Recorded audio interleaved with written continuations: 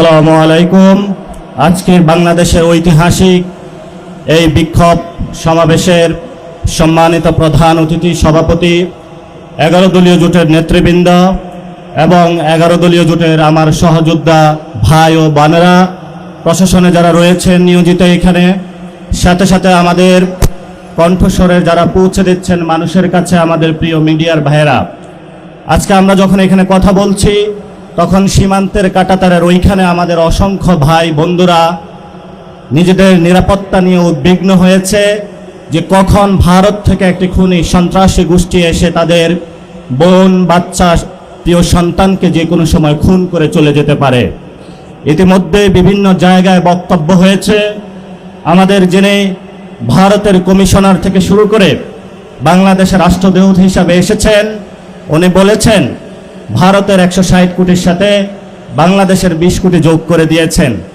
আমরা তাদের সাথে উদ্দেশ্যে বলতে চাই, বাংলাদেশের 18 থেকে 20 কোটি জনতা, পশ্চিমবঙ্গের 10 থেকে 12 কোটি জনতা, আসামের 1.5 থেকে 2 কোটি জনতা, তেমনিভাবে মণিপুর থেকে এই বাংলা ভূখণ্ডের বদ্বীপে যত অঞ্চল রয়েছে সেখানের জনসংখ্যাকে যদি আমরা হিসাব করি, 32 থেকে 35 কোটি জনতারও আমরা দায়িত্ব নিতে সক্ষম এবং আমরা দায়িত্ব নিতে চাই।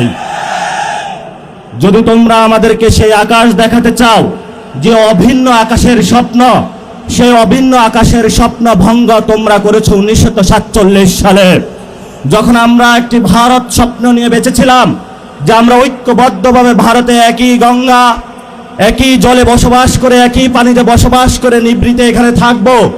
তোমরা সেইখানে মুসলিম কার্ড খেলে আমাদের উপরে নিপীড়নের, নির্যাতনের স্টিম রোলার চালিয়েছিল।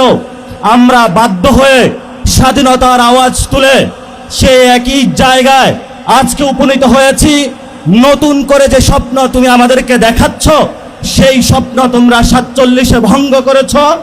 এই যা ইতিহাস চলে গিয়েছে, নতুন করে মুসলমান এবং বাংলাদেশ ভারতের সাথে একীভূত হওয়ার যে অখণ্ড ভারতের যে স্বপ্ন, সেই স্বপ্নে আমরা কখনো ঐক্যবদ্ধ হব না।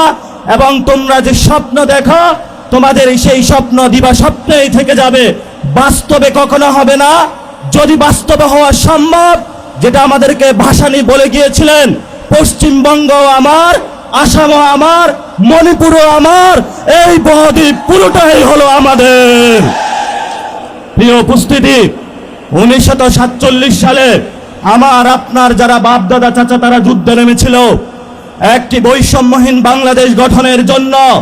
কিন্তু 1971 সালে বাংলাদেশের মুসলমানদের উপরে, বাংলাদেশের মানুষের উপরে সেই বৈষম্যহীন বাংলাদেশ গঠনের পরিবর্তে ভারতের একটি পুতুল সরকার, মুজিববাদী সরকার বাংলাদেশের উপরে আবারই চাপিয়ে দেওয়া হয়েছিল।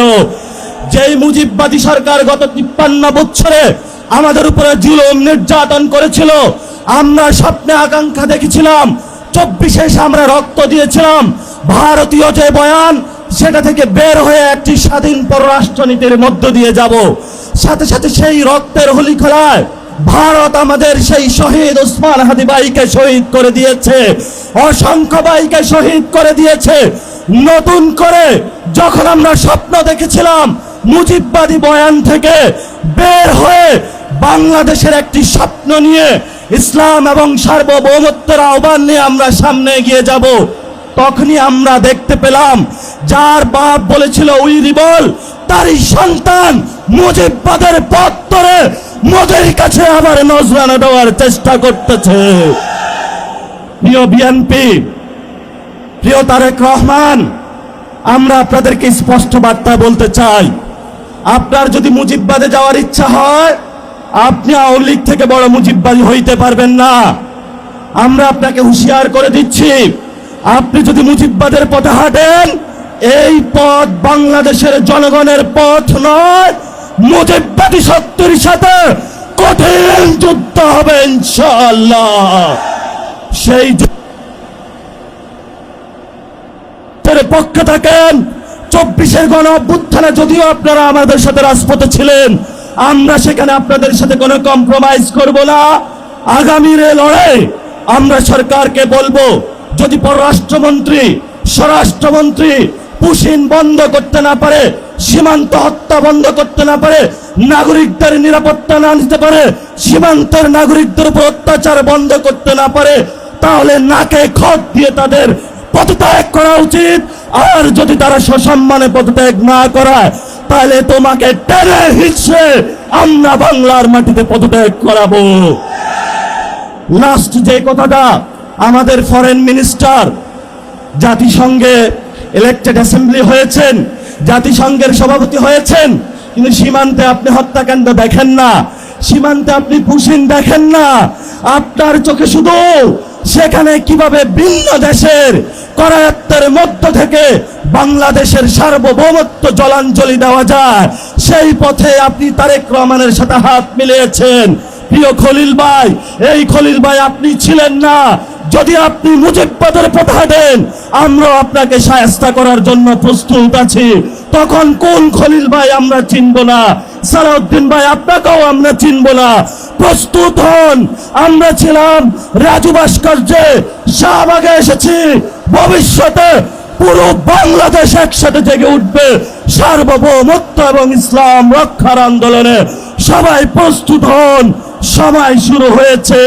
তাগুতের তখ্তে তাগুত পতন হবে, মোদির পুতুল সরকার বাংলাদেশে পতন হবে, শিলংয়ের সেই ঘেটুপুত্র সালাউদ্দিনের পতন হবে, আমেরিকার পুতুল পুত্র সেই ফরেন মিনিস্টার খলিলের পতন হবে। এদের পরে যারা মুজিববাদের নব্যদূষর, তাদেরও বাংলাদেশে পতন হবে ইনশাআল্লাহ। সবাইকে আহ্বান জানিয়ে সময় বেশি নেওয়ার জন্য দুঃখ প্রকাশ করে আমার বক্তব্য শেষ করছি। আসসালামু আলাইকুম ওয়া রাহমাতুল্লাহ।